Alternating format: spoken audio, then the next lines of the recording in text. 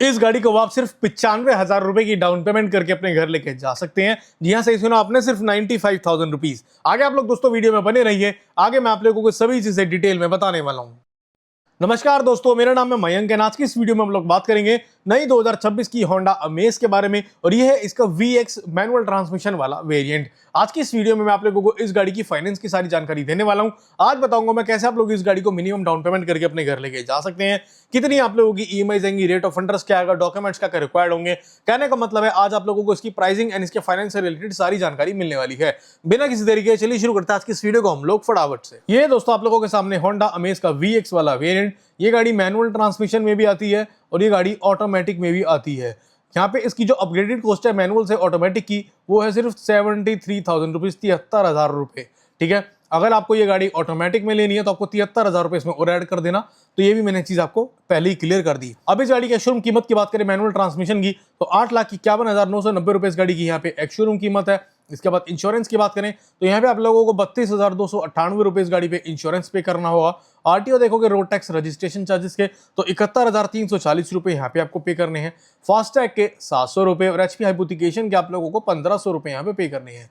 ये सभी चीजें टोटल करने के बाद ये गाड़ी आपको ऑन रोड देखने को मिल जाती है 9,57,828 रुपए की। यह इस गाड़ी की ऑन रोड प्राइसिंग है। दिल्ली की प्राइसिंग मैं आप लोगों को इस गाड़ी की बता रहा हूँ। अब बात करते हैं डाउन पेमेंट की, तो 95,782 रुपए यहाँ पे आप लोगों को इस गाड़ी पे डाउन पेमेंट पे कर देनी है। 8,57,000 में से 95,000 माइनस कर दोगे तो 8,62,046 रुपए बनेगा आप लोगों का लोन अमाउंट। ये जो अमाउंट आप लोगों का फाइनेंस हो जाएगा।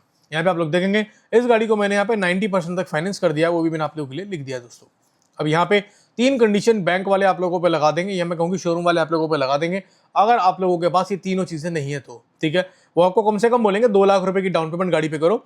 लेकिन अगर आप चाहते हैं कि भाई मेरे को 1 लाख 1.5 लाख रुपए की डाउन पेमेंट पे इस गाड़ी को ले जाना है, तो ये तीनों चीज आपके पास होनी चाहिए।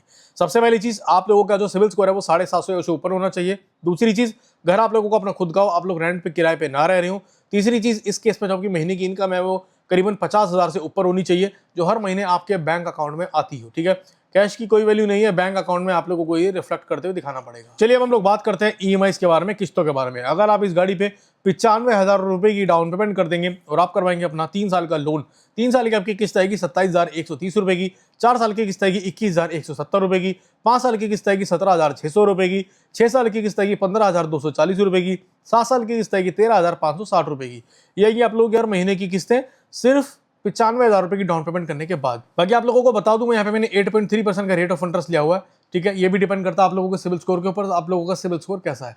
आप लोगों का सिविल स्कोर कोशिश करिए बढ़िया ही रहे, तब आपको जो रेट ऑफ इंटरेस्ट है वो भी कम मिल जाएगा। अब हम लोग बात कर लेते हैं फ्रेंड्स डॉक्यूमेंट्स की। डॉक्यूमेंट क्या क्या रिक्वायर होंगे। सबसे पहले आप लोगों को एक आपका आधार कार्ड चाहिए, एक आप लोगों को पैन कार्ड चाहिए, 2 पासपोर्ट साइज फोटो चाहिए। आप लोगों के पास जो आपका इलेक्ट्रिसिटी बिल है, घर का बिजली का बिल, वो आप लोगों को देना पड़ेगा। 6 मंथ की बैंक स्टेटमेंट आप लोगों को लगेगी, 6 मंथ की सैलरी स्लिप आप लोगों को लगेगी। एंड अगर आप लोग जॉब कर रहे हैं तो भाई ये सारी चीज़ आप लोगों को चाहिए होंगी। साथ ही साथ आप लोगों को फॉर्म 16 यहाँ पे चाहिए होगा, ये इनकम टैक्स के लिए मांगा जाता है। लास्ट, जिस ऑफिस में आप लोग जॉब कर रहे हैं उसका ID कार्ड आप लोगों के पास होना चाहिए। ठीक है, ये तो हो गई सैलरी वालों के लिए बात। अब बात करते हैं जिनका अपना काम है, जो लोग सेल्फ एम्प्लॉयड है, बिजनेसमैन है। भाई यहाँ पे आप लोगों को सैलरी स्लिप नहीं चाहिए, फॉर्म 16 नहीं चाहिए, ऑफिस का ID कार्ड नहीं चाहिए, बाकी ऊपर के सारे डॉक्यूमेंट चाहिए। यहाँ पे इन 3 डॉक्यूमेंट्स की जगह आप लोगों को ये 2 डॉक्यूमेंट एक्स्ट्रा चाहिए बस, जो कि है एक आप लोगों के पास आपका GST सर्टिफिकेट होगा आपकी कंपनी का, एक आप लोगों को 3 साल प्लस की ITR आप लोगों को दिखानी पड़ेगी, जो कि फिल्ड होनी चाहिए, 3 साल से आप लोग भर रहे हो। ठीक है, तो ये बस सिंपल से डॉक्यूमेंट्स आप लोगों को रिक्वायर्ड होते हैं। तो दोस्तों कैसी लगी ये वीडियो आप लोगों को मुझे कमेंट करके जरूर बताएगा। आज मैंने आप लोगों को सारी जानकारी दे दी इस गाड़ी की प्राइसिंग एंड इस गाड़ी की फाइनेंस से रिलेटेड। अगर आप लोगों को ये वीडियो अच्छी लगी, इन्फॉर्मेटिव लगी हो, भाई चैनल को सब्सक्राइब जरूर से कर दीजिएगा आप। धन्यवाद।